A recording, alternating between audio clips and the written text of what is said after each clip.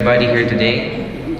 First of all, let me congratulate the developers of the USHER technology. Let's give them a round of applause. I'm pleased to be here to be able to give my support to not only Mapua University but also to the developers themselves, to the founder and maybe developer, Dr. Dean Aldrin Uy. Palakpakan po natin siya. And of course to their other partners who helped, Mr. Carlos Zablan, Engineer Donato Santiago, and everybody else who has been part of the USHER technology from the start. I understand that this came from a bridge technology from the start but developed into vertical structures. Now, if you must ask, I am also a civil engineer. That is why nagkakaintindihan kami ni Dr. Aldrin Uy when it comes to new technologies. So again, I am here to be able to, pleased to be able to give my support to this wonderful endeavor.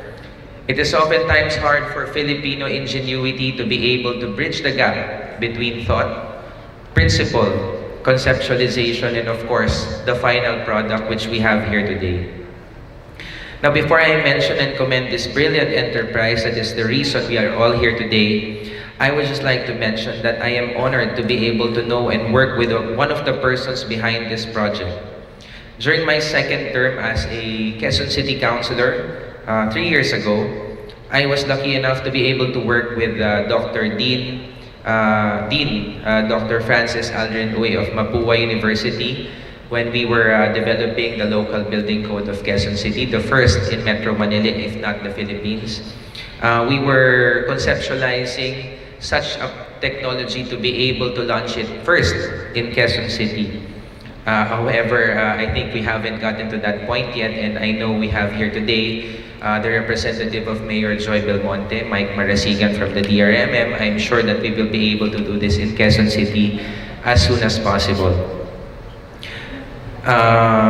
Dean Aldrin Uy, when he was our PICE president in Quezon City, which I also served as a board member, tirelessly proposed and conceptualized this to our local government unit in hopes that the government sector would see this as a valuable asset to disaster preparedness. And now that we are finally here, I am ecstatic for him and his team that this year, it is now a reality. Can we give them a round of applause? Now, before entering public service, I worked for 5 years in the private sector as a structural engineer, designing high-rise buildings for companies such as Hyder Consulting and Ove Arup. And such, I can appreciate the long-term benefits that this universal structural health evaluation and recording system would contribute to the profession of civil engineering in the Philippines.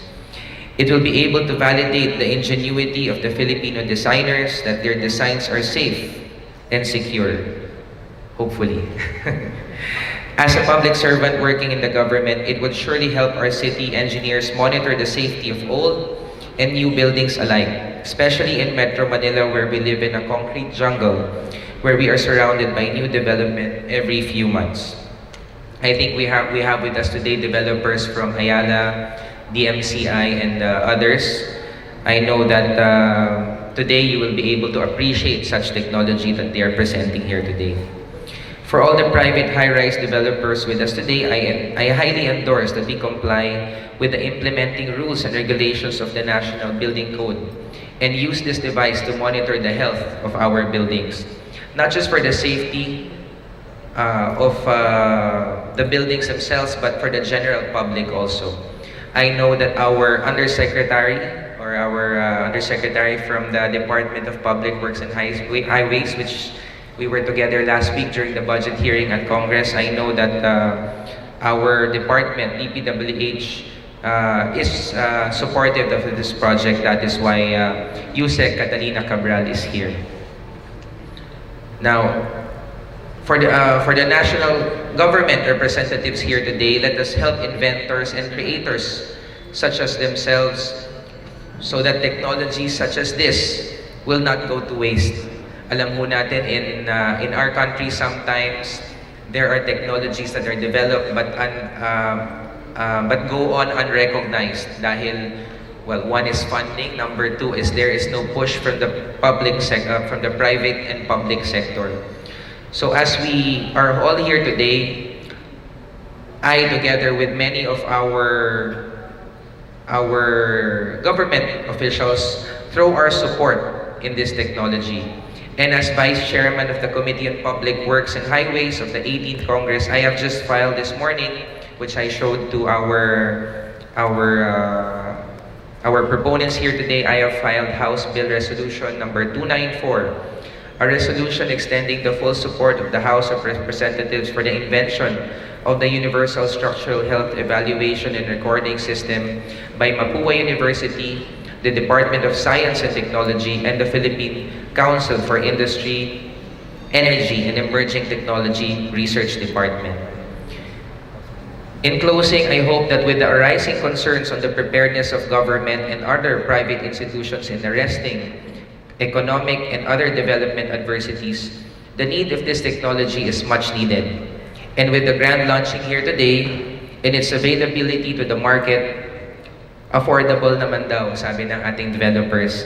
Let us all use this technology and endorse it to our fellow building developers and partners, and hope that soon this will be available in every building. So to our guests here today, of course, to our Honorable Mayor, our host city, Mayor Imelda C. Rubiano, to our representative of Mayor Joy Belmonte, Mr. Mike Maresigan of DRMM, from Malayan Insurance, Ma'am Yvonne Yuchenko, from my university, from the De La Salle University, Dr. Gallardo. Good morning po. Ang nakasama ko po si Dr. Orenda when I was in college.